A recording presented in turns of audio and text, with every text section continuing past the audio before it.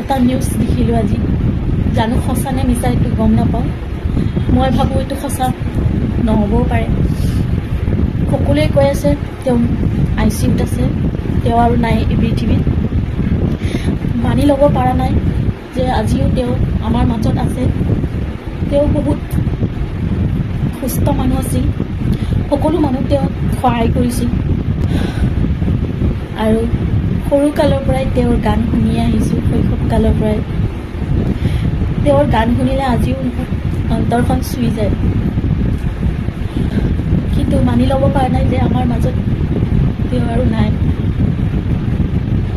যাতে এইটো কথা মিছা হওক, ভগৱানৰ কৈছে মই তাকে কামনা কৰিছোঁ। বিশ্বাস কৰিব পৰা নাই তেওঁ যে আমাৰ মাজত নাই।